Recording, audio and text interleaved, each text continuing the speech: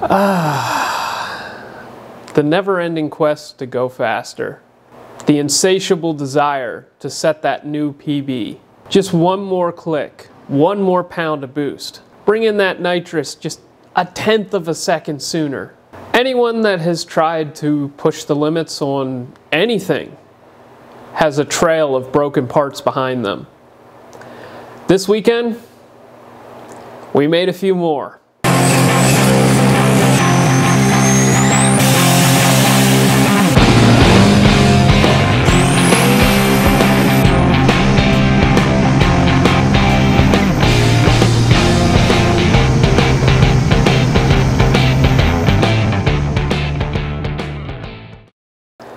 We made the trip out to the Noname Nationals, which took place this past weekend in Sikeston, Missouri, and our goal was to go faster than we've ever gone before. But right from the start, things didn't go as expected.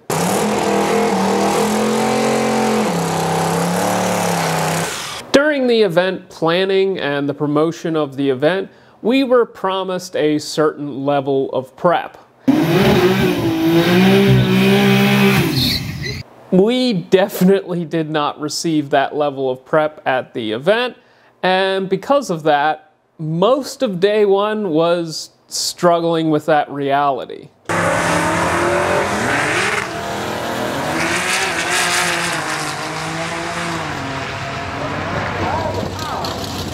On the Datsun, we kept the 436 gears in the car, and we installed some stiff sidewall slicks.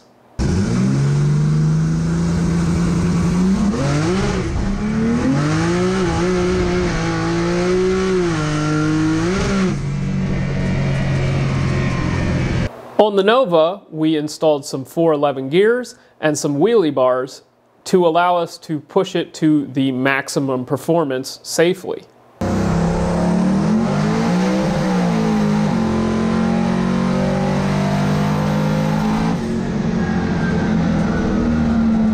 We struggled the first day getting any kind of traction. Things really weren't looking good for the rest of the event.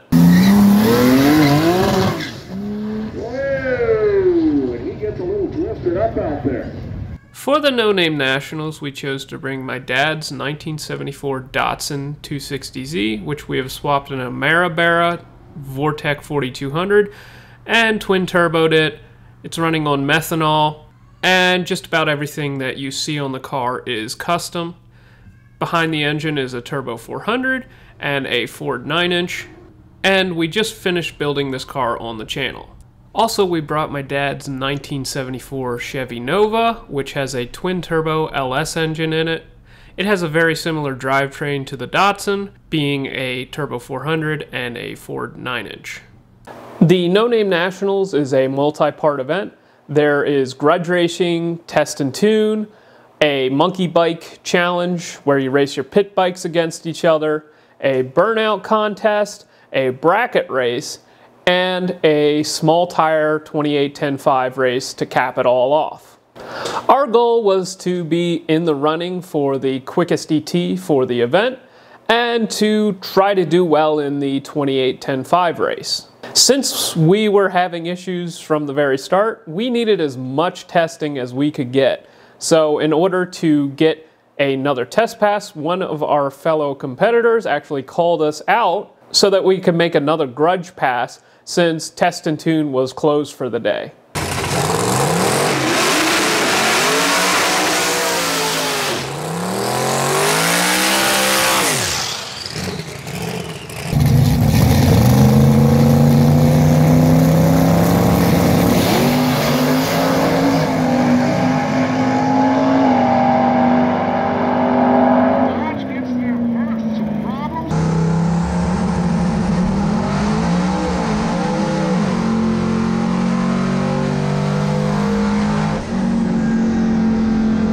What we found out was that the competitor that called us out, Redbeard Racing, check out his channel, was actually our major competitor for both of those events.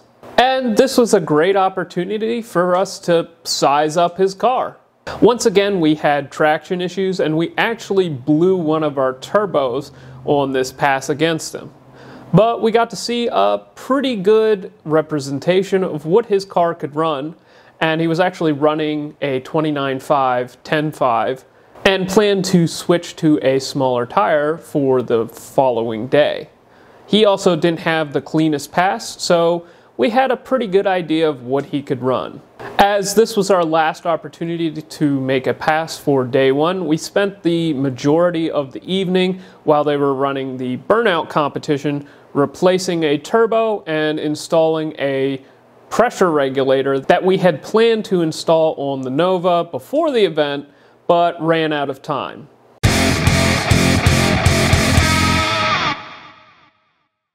We came into the second day with a fresh mind. Sometimes you just need a good night's sleep to really figure out a problem that you're having, and this was no exception. I honestly don't have a ton of experience with power management because normally we don't need it. But we went into the day trying some strategies that I've seen in other people's videos and read about on the internet, but never actually tried for myself. First up was the Datsun. Now, the previous day, we were already running the car on the lowest power setting. So for the Datsun, we decided to change the shock tune-up, and I also tried a timing retard off of the starting line. The car was hopefully ready to lay down an impressive time, but what we found out was the track was not.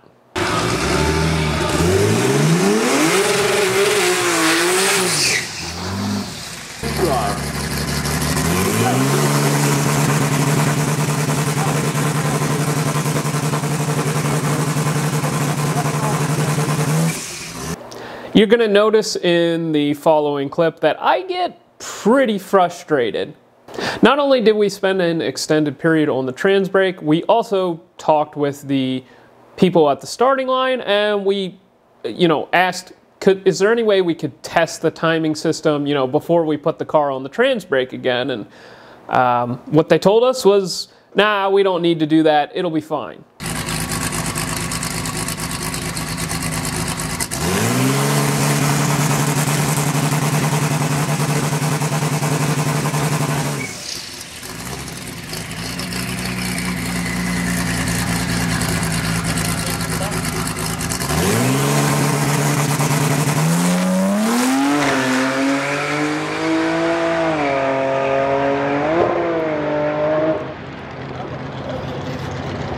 Pushes down the track, looking real good. Of course, my job as the tuner and film crew is to get a good video of the tire, and I of course put my phone away just before the car launched. So needless to say, I was a little frustrated. However, we finally had something to work with. The car still spun a little bit off the line, but it actually made a full pass. Unfortunately, on the top end, if you listen closely, you will notice that it's revving smoothly, and then all of a sudden it just shoots up to the rev limiter. I thought maybe it spun the tire, but after talking to my dad, it was pretty clear that it was starting to slip the transmission. In the mad scramble of the previous day, I had not had a chance to get a single data log on the Datsun. I kept having issues where I plugged the computer into the car, and as soon as it did a burnout, the computer would shut off. This pass was no exception. I was paying very close attention to the laptop just before the pass was made, and all of the fooling around with the timing system, I had lost track of it, and of course it decided to take a nap. Needless to say, I was pretty frustrated. On the Nova, we decided to drop the two-step another 500 RPM, and we decided to do a boost ramp strategy. Twin Turbo.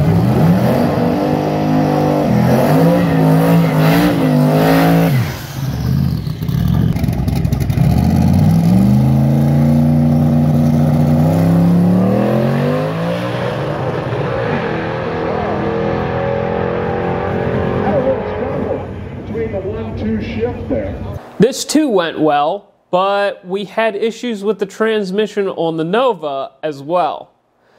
But this time, it was second gear, not third gear. As you guys know, we have had 2 transmission failures on the Datsun so far, and the Nova's actually been pretty solid. So, just because we wanted to make sure it wasn't a fluke, maybe my dad shifted wrong, you know, who knows what could have happened, we decided to run each car once more and see if they did the problem again. I spent a lot of time making 100% sure that I got a data log on the Datsun, and I was successful. Maybe he came back.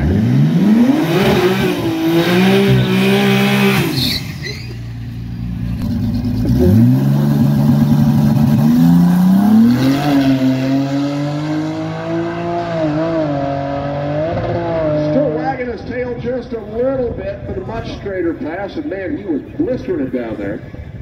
Unfortunately, we still didn't have third gear, but we can show you in the data log, it was grabbing sometimes, and then it would let go, grab, let go, grab, let go. It was definitely frustrating to see that we had indeed lost third gear.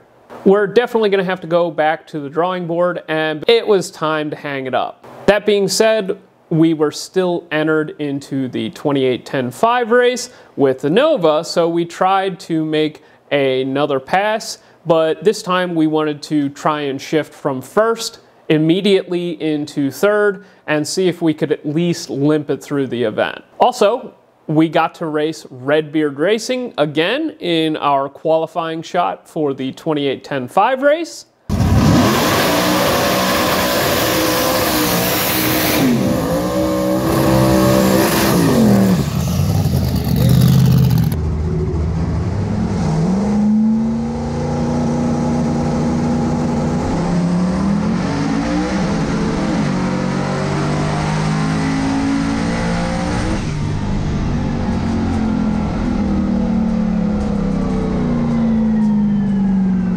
As you could see on the in-car, we were making some pretty good progress.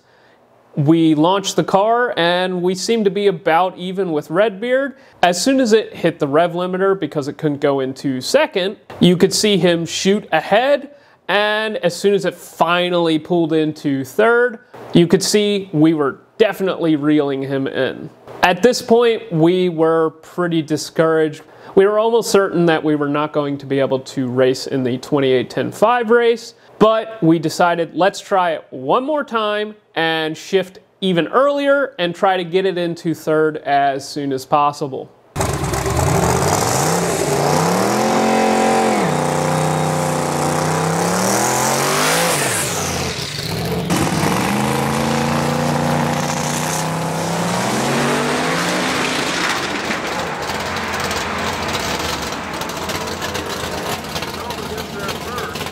Once again, this didn't go well. And we were probably just doing more damage than what was necessary, and we decided to just stop, put it on the trailer, and that was our Noname Nationals experience. So, all that being said, we had a pretty challenging time. But I want to talk about the event as a whole. The Noname Nationals was, overall, I think it was a success. Yes, they had some pretty bad shortcomings throughout the event. Getting started late, 3 hours the first day, was definitely very frustrating. We could have really used the test passes, and we actually had a spare transmission with us, so we would have swapped that into one of the cars and been able to continue the event. Also, while I realize this has nothing to do with the event staff, the issues with the timing system on the second day were very frustrating as well. I definitely don't like having the car sit there on the two-step for that long. Definitely isn't great for your transmission. Did it contribute to our failures? Maybe, but who knows? I think the majority of the issues they had with the event had to do with a good portion of the track staff actually quit a week before the event, And so they were dealing with a short staffing issue. And once we found out that, we were very understanding, even though we were frustrated at the time. All that being said, it was a first-year event. I don't care who you are, you're always going to have issues when you do something for the first time. So, despite everything I just listed, I think that the event staff did a fantastic job. A lot of people had a fantastic time, and there is a really awesome community that is growing out of the Noname Nationals. I wish that we could have been a bigger part of that community. The Noname Nationals crew have some stuff to work on, and I think they're going to have it licked by the second year. If you were to ask me, would you recommend going to the Noname Nationals? Absolutely. It is turning into one of those events where competitors are helping each other as much as possible, similar to how you see in like Drag Week or the Grassroots Challenge, where you may have two people that are competing against each other, both trying to win their particular class, but they help each other out and are like each other's biggest supporter. And you saw that at the Noname Nationals. This is pretty rare in the drag racing world. Drag racing is a very selfish sport where a lot of people have the attitude of, screw that guy, I don't want him to win, I want to win. And it's awesome to see a community developing around the Noname Nationals of people that are very collaborative and nice to be around. So let me just talk about my experience at the event. I can't really speak for my dad. I think he had a great time. But for me, it was not fun. Frankly, I am still recovering from having COVID. While most of my symptoms are gone, I still have these flashes of fatigue where I'm just dead tired and I need to sit down and relax.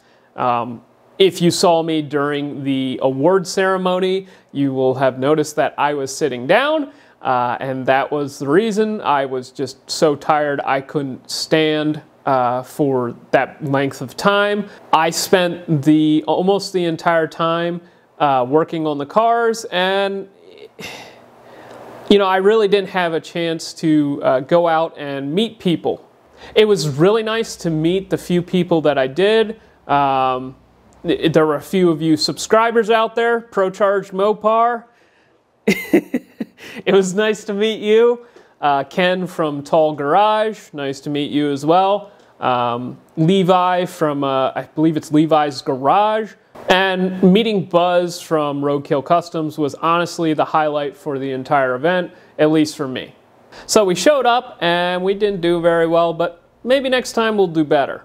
This was a challenging video to make. I definitely walked away from the event thinking, why do we even do this crap? But we need to just keep pushing. As I said at the beginning of the video, anybody that's done anything significant and pushed the boundaries at all has had a mountain of broken parts behind them. And we'll get through this. We will overcome this challenge. As it is, I think our engine program is doing pretty awesome, but our transmission program needs improvement. So, if you want to help us out, make sure you go down into the description and find the link to buy t-shirts. Also consider becoming a channel member by hitting the join button down below. And we'll get this one fixed, guys. You might not see either car for a little bit. Winter is coming here in the Northeast, so we don't have a lot of opportunity to get to the track. Also, we are signed up for Sick Week, so we need to start getting ready for that event. And the Australians are coming, so that might give you an idea of what we plan to bring. Look forward to videos where we show that off. Make sure you like, comment, and subscribe, and we'll see you in the next one, guys.